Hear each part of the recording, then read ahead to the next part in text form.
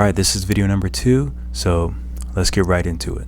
Alright, so I actually just recorded this, but then I realized I didn't have my microphone turned on in the program, so I'm recording it again. So anyway, back for video number 2. I'm just finishing up the colors on Oliver. For this particular one, I think I hadn't drawn him for a few days. Sometimes you kind of finish up the drawings and then the client might want a few extra drawings, so I was kind of getting back into it. That's why I have the other image of the dog on the right, of Oliver on the right, just so I can make sure that everything is matched up, because I want to make sure everything is consistent throughout the project. And that's one of the things that I wind up doing a lot is I'll do a book project and I'll have to go back and redraw or retweak some of the images from the beginning, because the more you draw a character, the better you get at drawing the character. And usually the reason it looks better is because you're constantly figuring out what looks best and what looks right. So you spend a lot of time figuring out and drawing a character design in the beginning, but if you draw it 20 times, you're gonna have a lot of muscle memory. You're gonna be used to drawing it, and it's just gonna look better. That's just the reality. It's gonna look better. So you just have to make sure you go back and make it all consistent.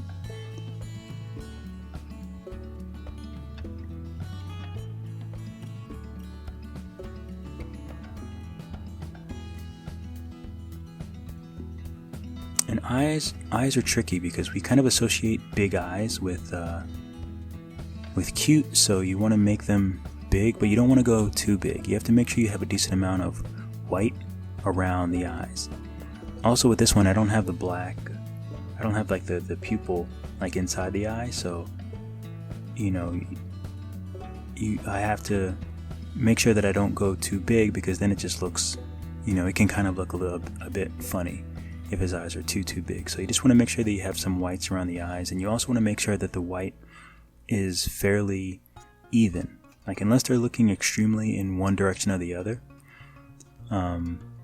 if he was staring, his head was straight, but it was really looking far to the left or right, then one side might have a little more white. But otherwise, you want to keep them even.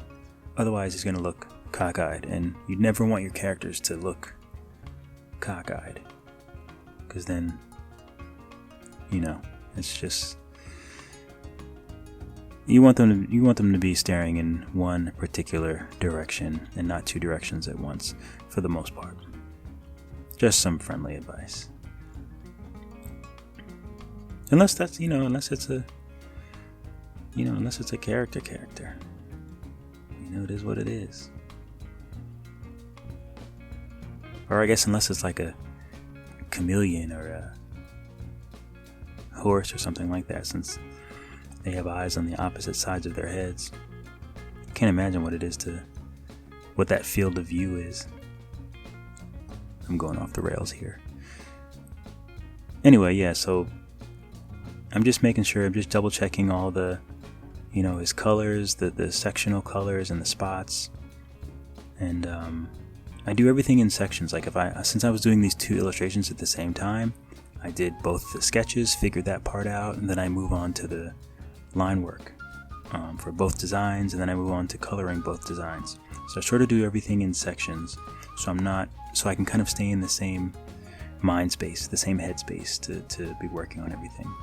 And it just helps with being consistent. If I'm doing his face colorations, then I just go to the other ones and I do the face colorations. So just another way to keep everything consistent and moving along smoothly.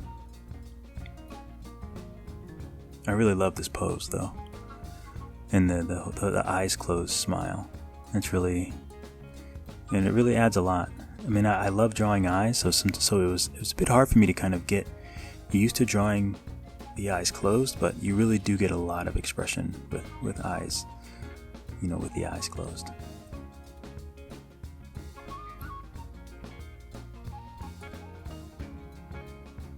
And then his signature spots. His fur is very he's got a lot of gradient and a lot of colors moving back and forth, so you have to commit to a certain pattern and certain colors. You know, you have to you know, you don't want, like, even if certain parts are dark, like I make them a little lighter because it has to be clear. Like you have to be able to see them in lots of different angles, lots of different positions.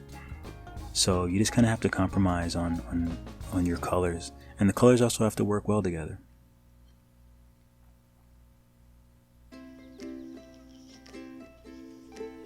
I don't do too crazy backgrounds. I just kind of keep the characters grounded.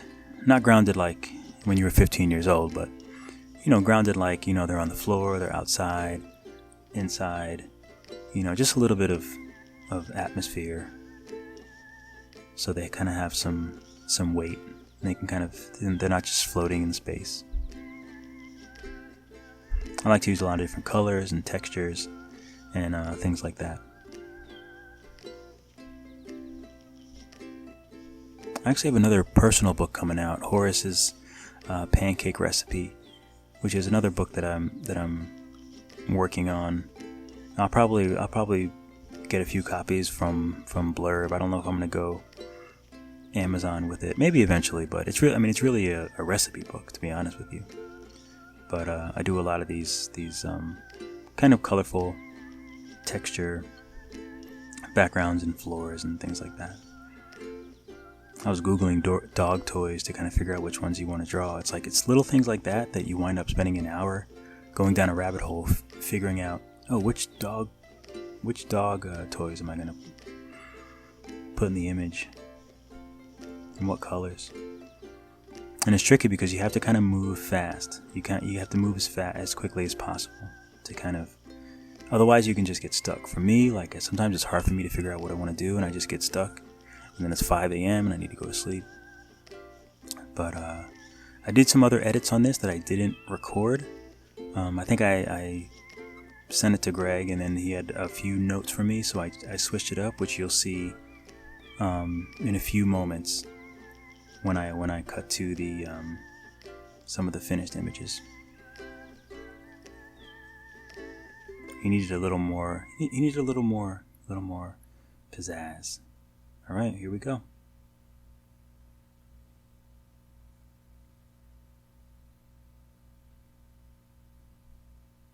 Okay, now here we go. I jumped the gun. I do that sometimes. There's the smile. Look at this rascal. And this is another bonus from when he was a puppy. Alright, we got through it. So that's Oliver. I had such a fun time designing him and drawing him throughout the rest of the book, which you'll be able to see once the book comes out. If you're watching this, then I obviously got the okay to release this video. But the book is, it's a really beautiful story, and Oliver is so cute.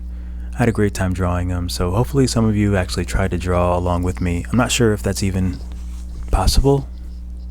I'm not really sure. I guess you could have if you wanted to. If you did, show me. I'd love to see him.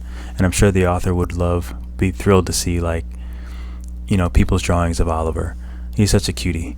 So anyway, I'll let you know all the information on the book when it's out, or when I can talk about it. I'll post it on Instagram. I'll post it here.